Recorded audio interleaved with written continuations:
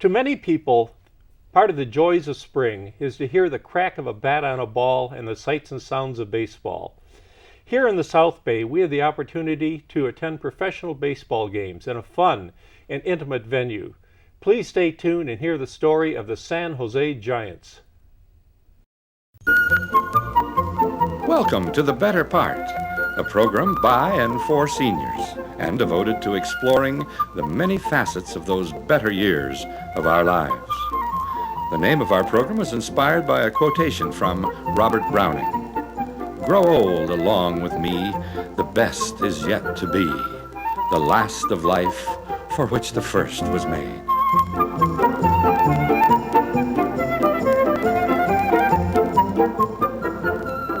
Now, sit back and enjoy a program made especially to provide seniors with useful information, plus some lighter moments to brighten your day. My name is Charles Bedord, and today we'll explore a sporting gem located right here in the South Bay. Our guest today is Linda Pereira, Director of Player Relations with the San Jose Giants. Linda, welcome to The Better Part. Thank you. My pleasure to be here. Perhaps we can start out by just asking you to briefly say who are the San Jose Giants? Well, the San Jose Giants are the Class A affiliate of the San Francisco Giants.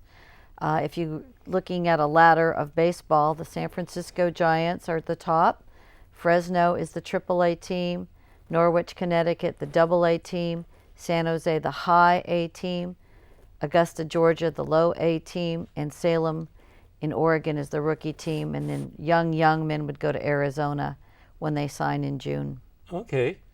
And what is the actual association with the San Francisco Giants? All the players belong to the Giants. All the decision on who comes to San Jose, who moves up the ladder, are all made by the San Francisco Giants. We work with what we call a player development contract, where expenditures are shared, and it's a complicated formula, but the players all belong to the Giants. I see.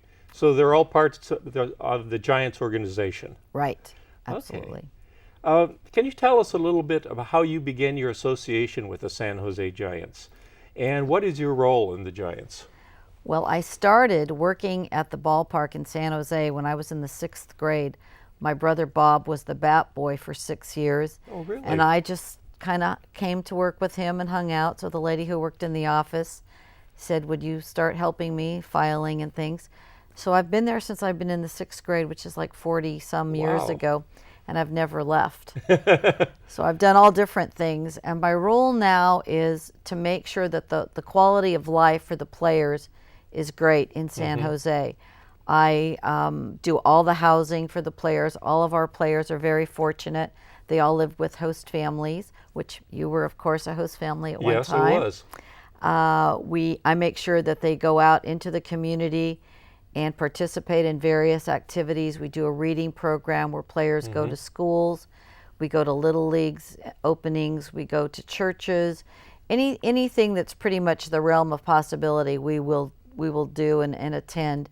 We go to service clubs and speak. Usually I take 2 players with me and they tell their story, and it's really quite interesting, and it inspires a lot of young kids to stay in school and be better readers and further their education, because a lot of the players have great stories about their education. I see, and I bet they have a lot of fun going out and sharing that with people in the community. They really do, and it's really great, especially we did last year, this was kind of unique, a church camp. And so all the kids some of them had never played baseball before, and I took 2 players and we spent 2 hours there, and they showed them fundamentals of pitching, catching, hitting, running, taking ground balls, and just being with the players was a great experience for the kids, because some of them had never even been to a ball game. The players really look forward to this, and I bet they can't wait to volunteer. They really do. It's amazing. I've never had anybody say, no, I don't want to go. It's I give them little rewards, like little meal tickets or bowling or something, but it's a great way for them when they're in the major leagues to have done this on the way up to the major leagues, and that way they have experience in working with the community, and when they're in the major league, sometimes that get paid an enormous amount of Right. money for an appearance, but they just do it all voluntarily. So if you've been with them since the 6th grade, you must have grown up a real baseball fan. Absolutely. My mom, my dad, my brother. My mother never missed a game in 40 years Oh, at San at Jose? San Jose. That's impressive. That's very impressive. Were you yourself a big fan then? I was. I've always liked baseball. I've always liked the fascination of the strategy, and like things like hit and run and pitch outs and things like that, which I've learned along the way. And I see. it's kind of fun to go along with the guys when they go to a school or a service club, and I learn just as much sometimes, or learn new things, as the people that they're speaking to. Yeah, it's very, very good. Can you tell us a little bit about where do the San Jose Giants play their games? We play at Municipal Stadium, which is on 10th Alma and Center Streets in San Jose. It's a stadium that was built by the WPA in 1942, so it's not the most modern facility, but for my way of thinking, I really like it because it's the old stadium, it's old school baseball. We do improvements every year. The city just gave us a grant, and we've improved so many things. We have our Turkey Mike's Barbecue, which is fabulous, fabulous food. Well, now we've taken that one step farther, and down the left field line, as you're entering the stadium, we put in a wood fire pizza oven. We have a wine bar coming, a chicken wing stop. The concourse has just normal concession food, but we have the barbecue. It's just a great place to see a game because it's really, you're close to the players. The intimacy is something that's lacking, I think, in a lot of the new minor league Yes. stadiums that are so high tech. I mean, my way of thinking is we want the players to be able to talk to the fans and the kids to get autographs. And a lot of times at big league parks, they can't do that. They're not allowed down by the dugouts. But we encourage that, and it's just a very intimate, warm, friendly place to see a game. And I bet the players love interacting with the fans too. They do. I always say, don't forget when you guys are in the big leagues, the fun that you had with the kids now, and don't ever not sign an autograph. And they're really good about that. They like meeting people. A lot of them are away from home for the first time. So it's nice to meet people and fun to be recognized. Well, that sounds absolutely great. A great place to take families and so on. Do the San Jose Giants have a website that can be used to obtain schedule information and additional information about the team? The website, yes, it's www.sjgiants.com. There's all kinds of things. They do a really great job. There's announcements of things that we're doing in the community. We do like a breakfast every year that people can come to. We do a huge banquet in June where the former San Jose Giants players that are in the major leagues come back to and bring prizes, and it's open to the public, and they just buy a ticket, and all that money that we raise goes to help the San Jose players at this level. And ticket information, just player information, it's just a plethora of fun things to look and see.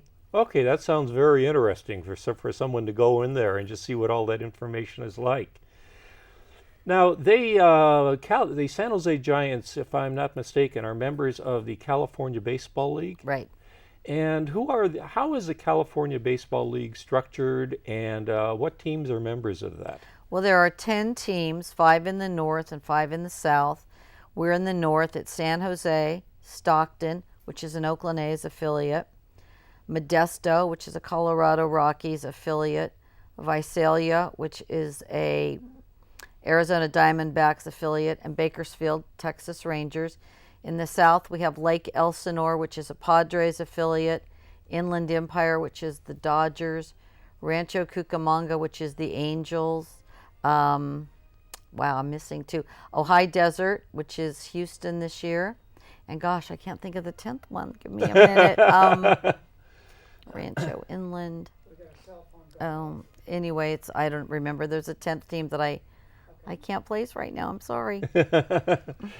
So that's quite a concentration of baseball teams. Is that one of the largest concentration of minor league baseball teams in the country? Or? Well, most leagues are 10 to to sometimes 12. The AAA league is got 2 leagues that have interacted, and I think there's like 16 teams in that league. But for California, 10 teams is great. I mean, it's a 5-team division, and you play your own division one more time traveling than you do the Southern team. You only go south once, and south comes north once. I see. So you're really getting a good cross section of the teams and the different players in the league. About how many years has the league existed? Oh gosh, I really don't know. I know that back in the 40s, there was a team. I think even the 30s. If you go to the barbecue area, there's a timeline of all of the San Jose history. In 1977 and 1978, we were in the Pacific Coast League for 2 years. I see. 1 year as a Oakland A's affiliate, and we were the first Seattle Mariners AAA team. Oh, that's so interesting. it was just just 2 years in the Pacific Coast League, but it was really amazing. So you started out with the Mariners organization then? We were the first. Actually, at that time, our owner also owned Stockton, so it was the first Mariner Class A team and AAA team we ran from San Jose. So we wore many hats that year. I, in fact, have the very first Seattle Mariner hat because the general manager of the Mariners was Lou Gorman, and I had been with him with the Royals, and we had a long history. So he gave me the first Mariner hat. What was the reason for transferring from the Mariners to the Giants? Oh no, we were independent actually. After the Mariners, we were with the A's for a year. Then we were independent, where we had co-op teams from different things. We even had players for 6 years from the Seibu Lions in Japan. And then in 1988, we very happily became a part of the San Francisco Giants. Who are the typical fans, and how many people attend games every year? Well, last year we broke our own record. We had over 192,000 people in 70 openings. It's really a lot of families that come to the games because it's affordable, it's safe for children. We have a fun zone in the front, so if the kids are, get a little antsy, they can go on, play on the fun zone things. We have a lot of businesses that come and do our barbecue area. We have a tent now where people can rent the tent for corporations or parties or things, and they can have a meeting or a meal in there and then watch the game. But primarily families. We really like families to be at the game. I mean, if you go to a movie theater, you get about 82 minutes of entertainment for a pretty expensive price, and we'll give you 2 or 3 hours of entertainment, hopefully no more than 3 if our pictures are on, for a pretty nominal price. This is a pretty popular venue for Little League outings and so on, isn't it? Absolutely. Little Leagues, Cub Scouts.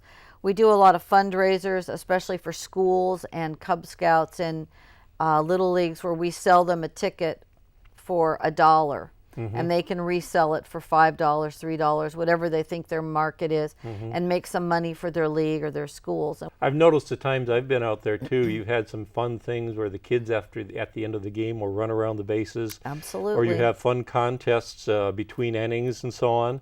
Where did the idea for that come from? I think everybody borrows from everybody else. I'm pretty sure that I know we were the first for the beer batter, which is we pick a player on another team, and if he strikes out, beer is half price for 10 minutes, which the fans love. You can always tell because at the end of, if there's 2 strikes, you see people kind of raising, trying to get out of their seats so they can run down. We let the kids run the bases after our game on Saturday and Sunday.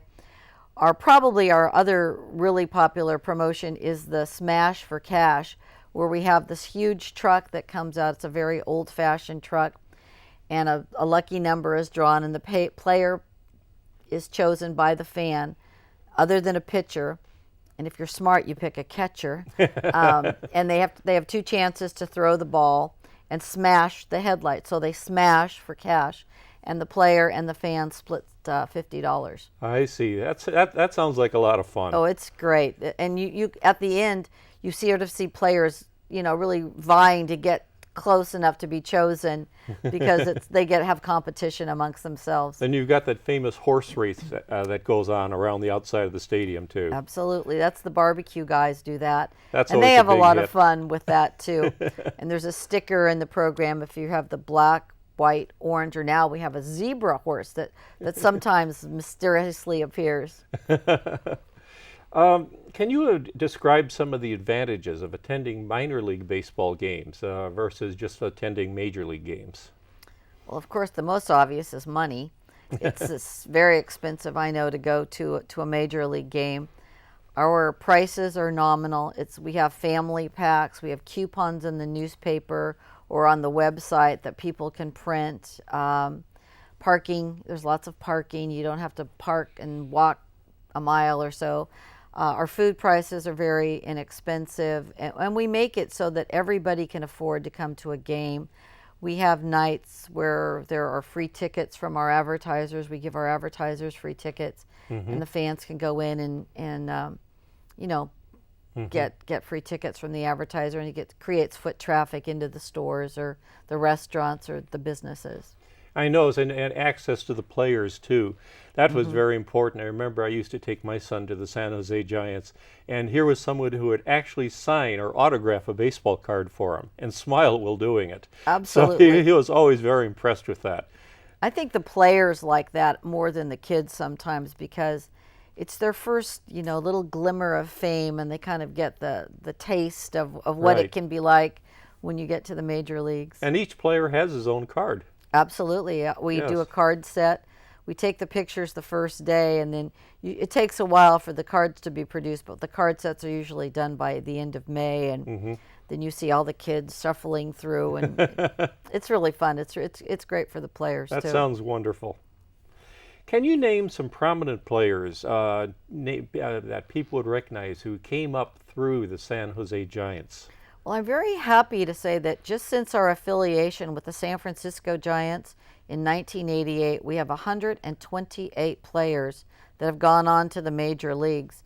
92 of them San Francisco players. Some players have been traded to other teams and have gone on to the major leagues. But of course, Tim Lincecum, Really? I the didn't know that. 2008 Cy Young Award winner, played in San Jose. At the end of last season, 18 of the 25 San Francisco Giants had played in San Jose, but Sean Estes, Bill Miller, Russell Ortiz, Holm,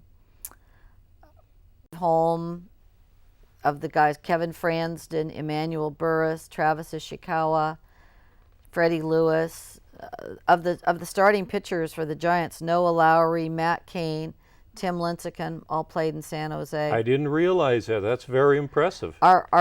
Probably our most famous player, and that was from our days with the Kansas City Royals. Our only Hall of Famer to date is George Brett. Oh, okay. And the Brett family, the Brett brothers, own the High Desert team. So it's really kind of fun when we play them, because I always say, we're beating you, you're beating yourself or whatever, because we have a big picture of George at the ballpark when he was as a Kansas City Royal. But Yes. of course he stayed and played in San Jose.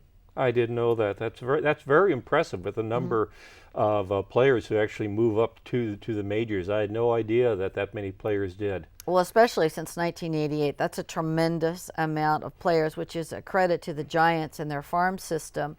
Unfortunately, some guys get traded and make the major leagues with another team, but it's still part of the Giants' good scouting, good farm teams, and good player development. Could you talk a little bit about where the San Jose Giant players come from, and how were they recruited to try out and play with the team? Well, scouting is the name of the game, and each team, there's 30 major league teams, and each team has a certain amount of scouts that have a territory, and some scouts are amateur scouts. Maybe they'll just watch high school, some will just watch college, some will watch, the different leagues, and they all get together and they get ready for the draft. And the player in June, there's a draft, and all the teams participate in there. There's I know my friend works for the Giants. I've seen her set up the room, and they have a big board and names, and when a guy gets drafted, they'll erase him and say, oh, he's not available anymore. But it's through scouting, and I'm very proud to be on the Scout of the Year Foundation board, and we are this close to getting the scouts to have their own wing into the Hall of Fame in Cooperstown. How many scouts do the San Jose Giants have? It's San Francisco. I think San they have Francisco. 60 scouts probably. 60. And do they actually attend some high school games? Oh and yes, they a go. lot of college games? They go. Different scouts have different areas. Like some guy might have just high school, some might have high school and junior college. There's cross checkers that cross check I across see. the country. They, they are advanced scouts. Like if the Giants are playing the Diamondbacks, well, their scouts from the Giants went to see the Diamondbacks play last week to give them a report before they play them. People don't appreciate, these are scouts that live in their cars practically. They're driving from place to place and, seeing sometimes 2 and 3 games a day. And it's really amazing. It's I think when the Hall of Fame opens the exhibit on the scouts, I think people are going to be surprised. I know Who are the scouts? Are they a lot of them ex-major league ball players a lot or of minor them league ball players? a lot of them are a lot of them have maybe not major league players, but just were that close to getting to the major Right. leagues that never did. It's just the Giants have a networking thing, and they hire a lot of them. A lot of scouts might scout in the same system they came up with, but a lot of them don't. Scouts actually are associated with the San Francisco Giants. Right. And they do scouting for their entire organization, which Right. includes the San Jose Giants. Right, and we have a bench at our park that are just for major league scouts. So some night we'll have a game. There might be 12 scouts from different organizations Wow. there, scouting our team as well as the other teams in case see. for trades. And if a player gets released, it just means that that team doesn't have room for him. That organization, somebody else might want to pick him up. So their scouts, they go to their scouting reports and see who that Okay. player is. Very interesting. Now, when players are selected to join the team, this is one of the more expensive areas to live in the country, of course, even with the current recession. Where do the players live? Our players are very blessed with people like yourself. All of our players are very fortunate enough to live with host families. We have a wonderful group of host families, and what they do is they open up their hearts and their homes and they let the players live with them. We give them a season pass and a parking pass, and we do a couple of picnics for them. We try to take them to one of the playoff games. Fortunately, we've been with the Giants since 1988 and only have not made the playoff one year. So we treat them to a little road game, but it's really incredible.